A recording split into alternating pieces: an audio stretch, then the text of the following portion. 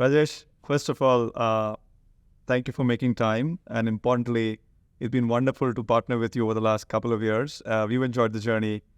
And I appreciate you coming and sharing a few thoughts and having this conversation with me on this lovely afternoon. No, it's my pleasure, Vikash. It's good seeing you. Yes, today what we wanted to do was delve into a very interesting topic that's been gaining steam, more acceleration post the pandemic. But we've seen this phenomena play out over a period of time, which is the entire space of paying per performance in the services business. And I want to just get this conversation started with just getting your opening thoughts on how do you see this world evolving, more broadly in how CX is changing, and then we'll touch upon the whole space of how the commercial engagement modules and partnership models are evolving. No, absolutely, Vikash. It's a pretty hot topic right now, and we've seen massive acceleration in clients' expectation of what we call the value-based models. Different industries have different rhythms of their sophistication and understanding. And, what we've seen pre-pandemic, we've seen, CX has always been used as a channel, as a cost center. It was always used as a labor arbitrage mechanism to say that, what value can you provide for me from against my captive, which could be domestic, so US to US, or it could be to nearshore or offshore. It was always seen as a cost arbitrage. But thanks to the pivot that we saw during the pandemic when, lockdowns happened, customer behavior, the expectations change, we've seen the channel of CX not just being the cost center, but being a massive revenue accelerator. So for the first time, in the last 5-6 years, we have seen customers viewing CX as a way of not only delivering a level of acceptable service, but that service towards driving revenues, towards retaining their customers, every mechanism towards driving lifetime value. And when that happens, they expect that the partners to put in some skin in the game, so that on the journey of where there is measurable benefits that could be defined, they want you to co-invest in everything from co-creation of the IPs at the highest level to delivering a set of numbers, either higher revenue numbers or better retention numbers, which could be measured. So we're seeing that. But one thing which has become a lot more stringent, they've become a lot more unreasonable. They still don't have the measurement tools and the ability to do it. But we've seen that wave of thinking happening, and I'll be intrigued. I mean, obviously we are one company, and you consult with so many companies, both in IT and in the business services, business process outsourcing side. What are you seeing? If you reflect back on the pre-pandemic era, there was an entire discussion that CX is going to get automated, less relevant. It's merely a service element. Multiple things happened during the pandemic, right? CX became more important. Human touch also became important. Empathy came back into the process. And that being, as you said, the role of customer service in retention, in actually providing superior experience, and then obviously driving revenue became important. We are seeing this across sectors. We are seeing this across service providers. Just the way the CX has been thought about is beginning to shift a bit. So that's point one, completely resonate with what you just described. And the second part is, with this shift, and more broadly, I think the whole services phenomena, as things are changing, one conversation that's become more and more involved or becomes more common is, can you partner for success? Can you partner for impact? I would admit, being around the block for almost 2 decades of this industry, this conversation is not new, but the relevance of the conversation, but more importantly, the number of occurrences of this conversation becoming high. And now we are seeing examples of where companies are actually willing to put that to motion. So just walk the talk. The talk has been there for long, but we are seeing more and more walk the talk. I think the challenge that we are seeing is, as you rightly described, it's not easy. It's good to have the conversation, but when it comes down to actually putting this in practice, as you think about the contracting models, as you think about the capabilities required, as you think about the governance required, on both sides becomes very, very challenging. And it leads to a combination of difficult situations to a few instances where it's actually been successful partnerships. So if I were to put that lens from your experience, as you're thinking about working with your clients, how has it been? What are the learnings? And, what is making it work where it's working? And where does it not work when it's not working? So, excellent question, Vikash. And, to be honest, we're still in the early days of the whole value-based deliverance model. And at a very tactical level, if I break up the centers of buying within our client organization, if a buying decision is slowly driven by the procurement group, for them, the value argument comes back in measurable numbers. It comes back to what is an acceptable price for an acceptable level of outcome. But if the same decision is more driven by the business, whose understanding of the outcomes that they need that affects their own individual budgets and their individual standing within the organization, it then becomes a lot more strategic in nature, because they're the partnership.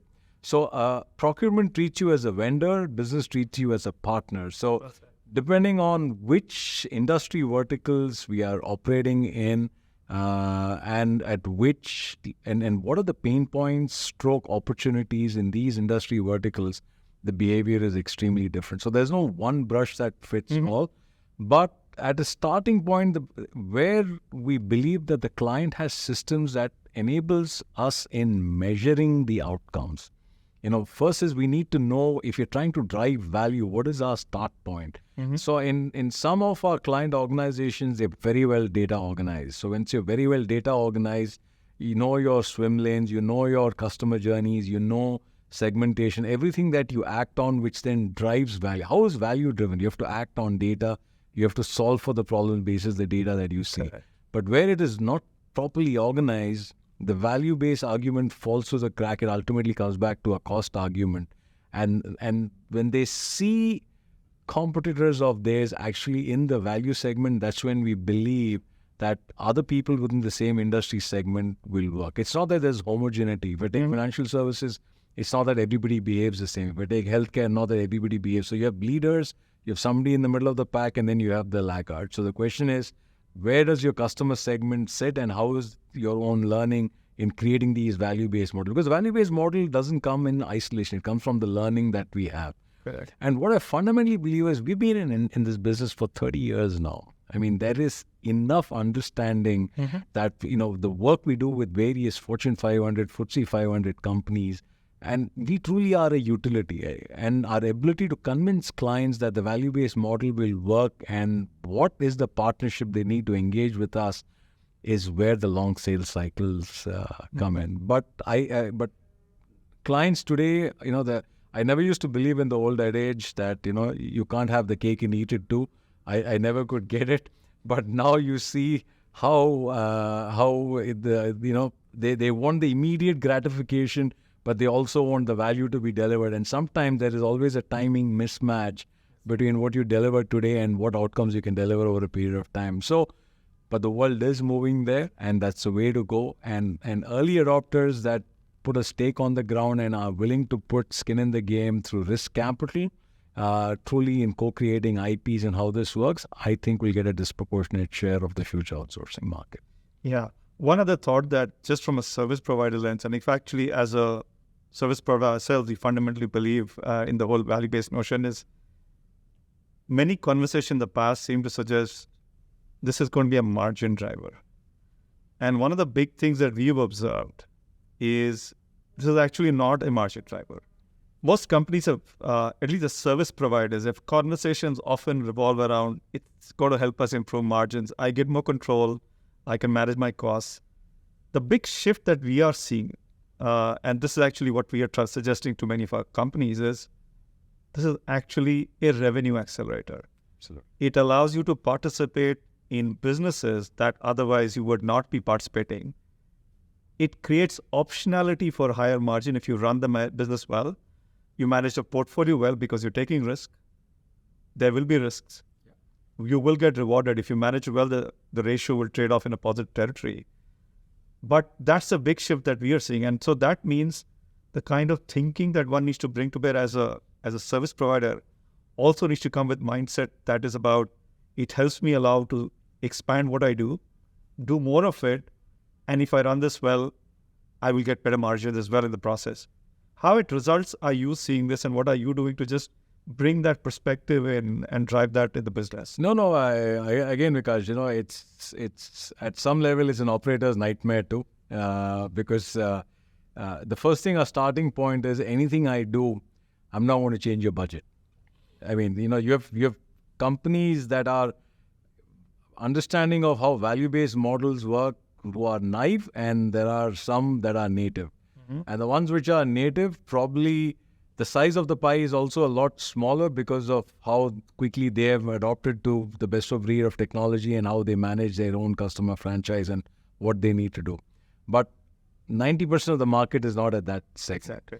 And to that extent, this first starting point is, am I going to be going out of my budget because on this whole value-based system, we're making investments, and if it doesn't play out, I'm going to be off my budget. So the starting point is, you, Mr. Partner stroke vendor, are you willing to make the investments upfront and without changing my budget? And then as the value goes beyond the baseline, that is my budget, I will then figure out what the gain share model is. So we've seen some of those elements.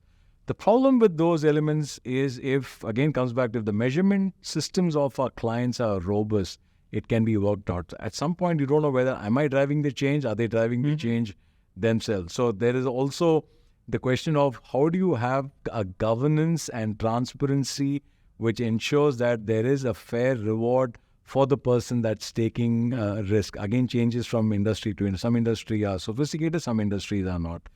But the future of the understanding that scale drives margin will happen. Every unit cost gets amortized over a higher level of revenue. The unit cost goes down, is an understanding which happens. Clients always are trying to see how much variability they can drive in their fixed cost structure.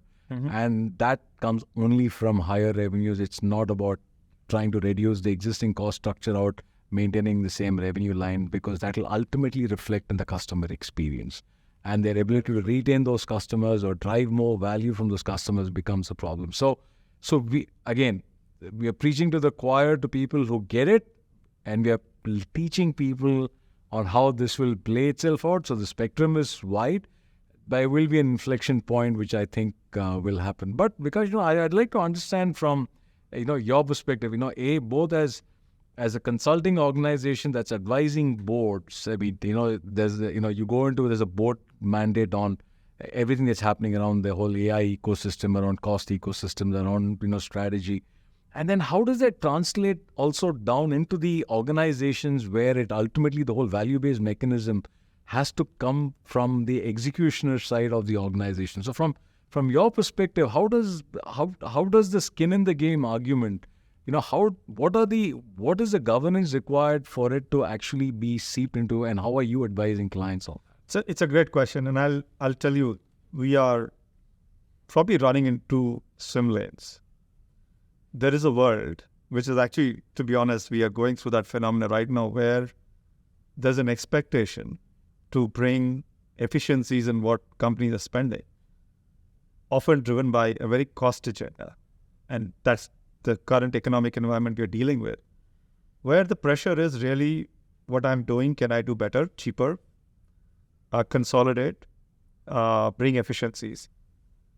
But importantly, as we start to think of more progressive organization, you think of the medium term, I think a couple of things that I think are important, which we start to advise our clients, and some of the work that I do starts to touch upon that as well, is think of scope in a manner where it allows you to create a genuine partnership. Don't think of it in a transactional fashion, because you get transaction scope out, you get transactional return in. The ability to influence impact gets contained.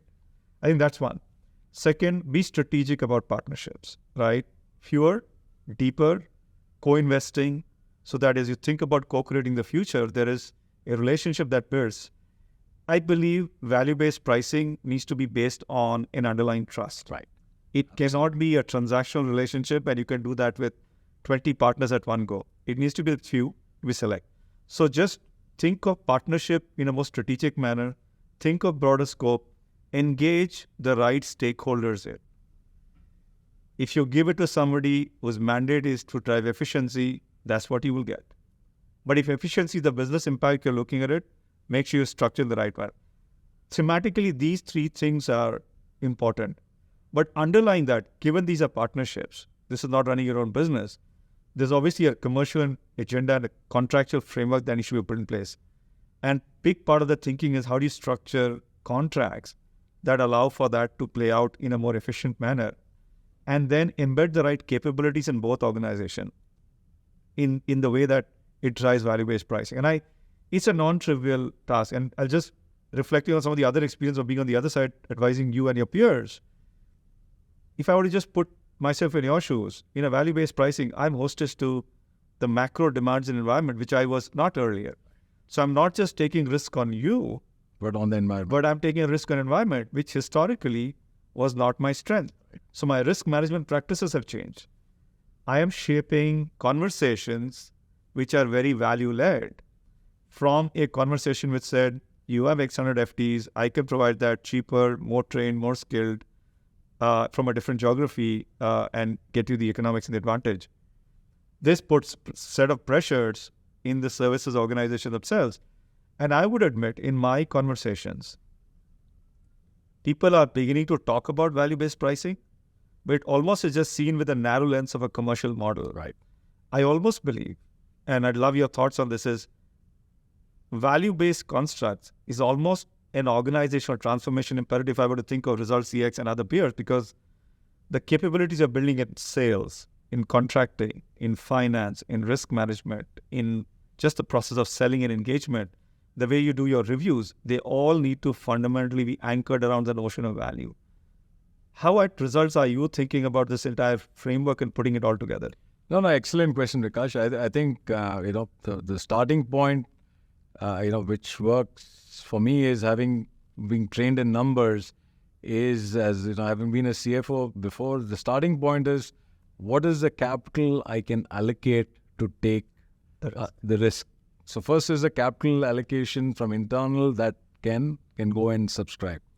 Now, there are several pools of capital. So there is a capital allocation that I can make because of the efficiencies that is driven by my COO's organization, which is P&L management, operating leverages, looking at paid hours to work hours, looking at the domain build-up, the understanding of the business, etc., etc. Then I have the CFO's organization, everything from currency, everything from hedging policies to procurement to every efficiency that I can drive, which then allows me to extract capital which otherwise is locked, which then brings it into a pool of, again, capital allocation. I do the same with human resources. How do I drop a couple of percentage points in attrition, which improves the time to competency? How do I retain people better, which then drives the performance? So again, that's domain, it breeds domain. So that again comes. So once I get this capital allocation, this pool of capital, then the 4 E's of the world, what we call. First is, we've been in this business for a long time. I mean, we are native to understanding of a process and a domain. Now we need to bring that into creating a utility, which is what we've done. So how do I embed my agenda with my clients? It's a function of consultative selling. This is not about showing up and saying that, I can do 50 seats in Lakeland, I can do 100 seats in Tegucigalpa, I can do 1,000 seats in Manila. This is about what am I solving for you? How do I embed technology and digital? What are the problems I fix and ship, and what are the problems I ship and fix? And in that, how do I bring the whole construct of how do I solve for your budgetary pressures? Which first I need, it's the classical saying, I have to feed a hungry person before I talk philosophy, rather than talk philosophy for somebody who has missed a couple of meals before. So embedding the agenda and making sure that you're catering to the right audience is the first. And once that is done, we should damn well know what we want to deliver as outcomes, which is establishing that baseline, which is where the systems processes comes into place. 6 out of 10, a lot of things will go wrong. So then the question is, how do you evaluate the outcomes and make sure that you're able, using the risk capital and the capital allocation pool that has been created, how do you buttress the impact so that it doesn't sink your company, to make sure that you're able to then go back to the drawing board, re-engineer, so that the value-based conversation goes up. And the last E is, How do you endure the turbulence? Because if you're a public company, you're different. If you're a private company, but all of them have a certain level of accountability that is required. How do you manage that? So I think we live our lives through these 4Es and capital allocation, and it's a cycle. But it's like a machine learning. It's an organization learning for us. As we're getting more mature and how we are, dealing with these situations. And as I said, we can't be in every dance, but we have to pick and choose the dance that, we're good at and make an impact. And hopefully, it'll bear fruit. And that's a belief we have. But what's happening is customers today, it's no more a conversation in a pub or in a Friday evening chit chat. This is now boardroom front and center. Now, as much as generative AI is, and so generative AI efficiency, revenue accretion, they're all interlinked in some way because you're ultimately creating a knowledge-based organization which enables you to. What we are struggling with is timing. Because what I drive, value is such a broad spectrum. Value is, I'm not measuring the market cap increase of my clients, I'm measuring revenues and margins. Ultimately, that's what it comes on into. But the actions I take, investments I take today could bear action 18 months down the line. But by then, the customers might have forgotten what we have done.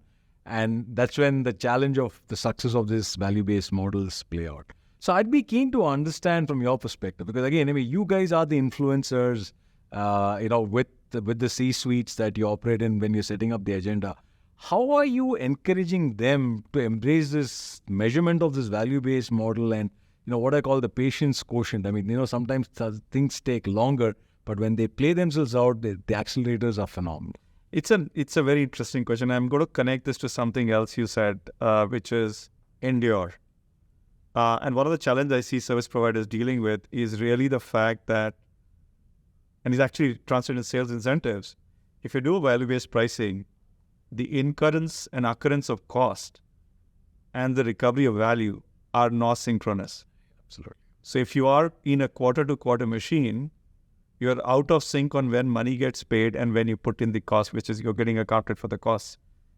And this is the other part of the portfolio management that one should do. It creates other complexities. And going back to the discussion, it's an organizational transformation. If you're responsible to a street, and if 30-40% of your portfolio is linked to value-based pricing, how are you predicting and forecasting it? So there is this challenge. Now, putting the other side that you asked about, how do we encourage corporates? I think it is a combination of the following. One, you need to start with progressive organizations who have the conviction to take risks with partners like this. But importantly, if I were to put this on your head, on the service provider partner's head, one of the things that we've been actively encouraging our clients is start your conversations with value. Every QBR that you do with your client, talk about the value delivered. Talk about what you have done. Take a longer term view of the value and the impact delivered versus I had XFTs, I did a productivity improvement, we're down 10%, I gave you the savings. Start with where and how are you creating business impact and try and create buy-in with your clients that you're genuinely impacting business over a period of time. This is the muscle which is not native to this industry. And so, while at some level you have to encourage the organization, I think it's incumbent upon the responsibility of the partners to change the narrative and the engagement with the clients and actually start to assert a bit. What we're struggling with is you do the work, you're doing the value, but there's an inherent discomfort in saying, I did this, I impacted the value, but how do I do the bridge? Right. There's a bit of stepping up that's required, and that's how you engage the clients. And over a period of time, both partners start to see this. So it's a bit of a two-way street, at least the way I see it. And it's a non-trivial issue. It's non-trivial to get clients, service providers and partners to say, I delivered X amount of value. Some of them have gone to a point of having very catchy advertising taglines. We delivered X trillion dollars of market cap affiliate because of the work we did. But that needs to translate into a client conversation, which means you also, to your other point, evaluate and measure. Measure that on an ongoing basis, have the conversation, and make sure the client is seeing this over a long period. It's an important part of the work that needs to get done, But I think the responsibility is on the both sides, at least the way I see it. I think one of the discussions that we've been encouraging our clients, and including our conversations with you, have been, this is an opportunity to differentiate. This is, while this is oft talked about, less implemented, not just being a economic and a competitive advantage, because as we talked about, it's a revenue accelerator. When played well, it can be a margin accelerator as well. But it's also an opportunity to stand up and differentiate within the peer group by being creative in how you partner. At Results, what are you doing and how you're thinking about this, and just your thoughts? No, absolutely, Vikash, spot on. Because every client has multiple options. They have, and every Fortune 100, FTSE 100 company never works with one partner. It's always multi-tenant. That's how the risk and that's how they spread their eggs. So what we are doing is, our starting point is to tell the client that we're thinking about your business, and the flip from being a vendor to a partner is being told what to do and telling the client what needs to get done if they need to change the narrative. Mm-hmm. Some of them are incremental, some of them are step changes, because again, if we work for, let's say, 15 healthcare insurance companies, I have the benefit of creating a utility of understanding, 15 best practices. There may be many bad practices, but 15 best practices, out of which one specific payer could have the benefit of 3. Mm-hmm. Now, how do I bring the other 12 that we have access to, that we build competencies, which then makes my client move up in the game that they're playing in? So it is a crowded space. It is, a lot of us at some point in some of the work we do, I'm being candid, is undifferentiated. But, the more we put things on the table of our clients, when they believe that we are a thinking organization and not just an organization that's executing on order, what I call an order-taking organization, that's when some of the battles are won. Now, it's still a long way off to win the war, but each and every battle that we win with the stakeholders that we deal with, because in some of our clients, we deal with 50 stakeholders. They have 50 individual customers with different, and there's no homogeneity in any of them. So it's a day in, this is an execution challenge. It's a day in and day out execution challenge, and keeping execution and then keeping the thinking power to show the client what could be the new normal over the next 12, 18 months and 3 years, and then testing the time tested that when the 12 months have lapsed, what we have said has actually been what they should have done, gives us the calling card to say that, hey, these guys I can trust. Trust is important, because people do business with people. At the end of the day, I can bring 100 different capabilities to the table, but if I don't have the trust of my counterpart out there, all the 4 E's will fall apart. Then the customer and we would only be enduring a troubled relationship. Everything else will fall apart. So I think so. To that extent, I think bringing in the trust, and also what's happening is working with consultants like PCG and what work we have done together and what you've done for us. All these bring in also a level of evangelization in the marketplace. I mean, you're also evangelizing about the value-based model. It's not that we are the only ones who are talking about this. You're talking about it. You're talking about what's happening in all the industry segments you offer. So for me, these partnerships, be it with a consulting organization like yourself, with a technology service provider that could be in workforce management, could be something in attendance management, could be something in HR, all these, the ecosystem of how all of us come together to solve that value base becomes extremely critical. And honestly, thanks to you and personally for sponsoring a lot of the work that we've done, and to BCG for bringing us where we are. First of all, thank you for the kind words. We've enjoyed the partnerships ourselves. And second, thank you for coming here and spending the time. My pleasure. Wonderful conversation on a great afternoon. Thanks a lot. Thank you. Thanks, Vikash.